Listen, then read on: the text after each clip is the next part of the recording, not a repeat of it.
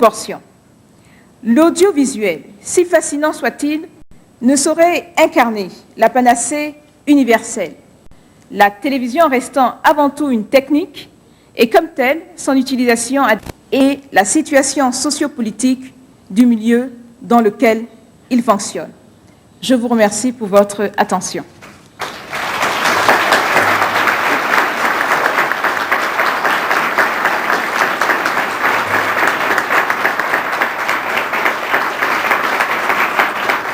Merci, Michel Akan-Badarou. De questions-réponses à la fin des présentations des trois. Je passe à M. Robert Kubey. Robert Kubey comes to us. Canadians in the audience will be surprised to hear from New Brunswick. The New Brunswick he comes from is in New Jersey. It is the city that is the base of the famous Rutgers University, where Mr. Kubey is at the is with the Department of Communication, of the image itself as well.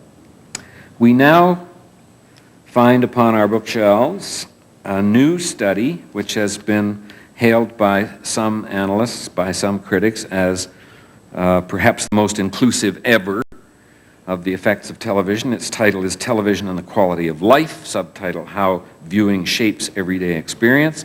Its authors are Mihaly Csikszentmihalyi of the University of Chicago and Robert Kubey, our guest from Rutgers. And without further ado, I'll ask Professor Kubey to tell us what he found out.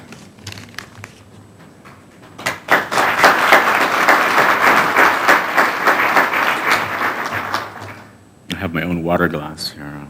Yeah, I'll take that. You want this one, Ben? Yes. Always wanted to serve water to the chairman designate of the CBC. It's an early fantasy of mine. Okay, well, let's see. What do we do here?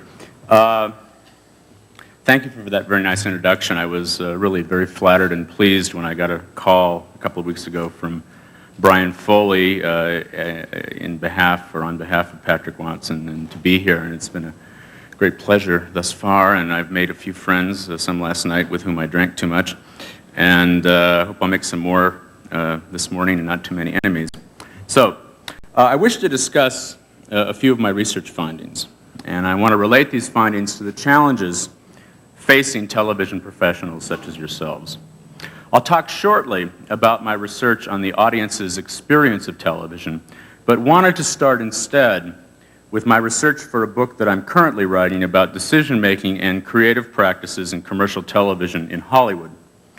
For this research, I have conducted in-depth interviews with nearly 100 top and middle-level television writers, directors, producers, agents, actors, casting directors, and studio and network executives.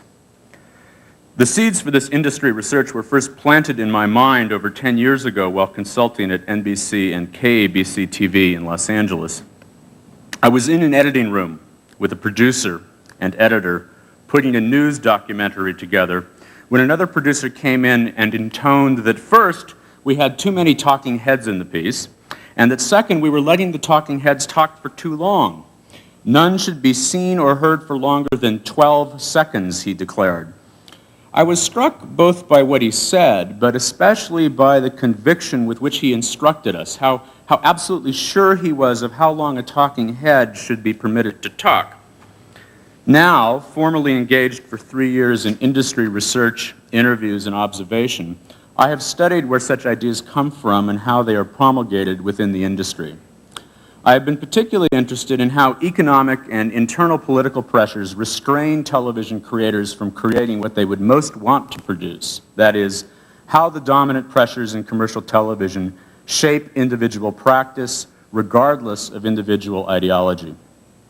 I've studied many other phenomena, for example, how writers prepare for pitch sessions and what things network and studio executives say to writers and producers when rejecting a project.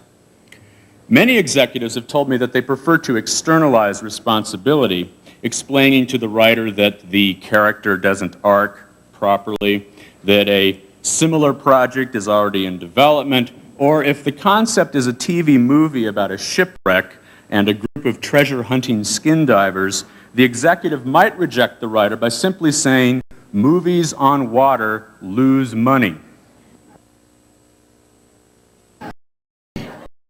Intrigued by the movies on water lose money refrain, I asked former ABC Vice President for Movies Bruce Salen, now an executive in independent production, what kinds of TV projects networks tend to avoid to keep costs down.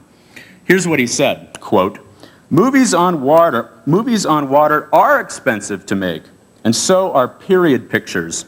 Sci-fi is expensive. Kids, dogs, and animals are expensive. Winter is expensive. New York is expensive.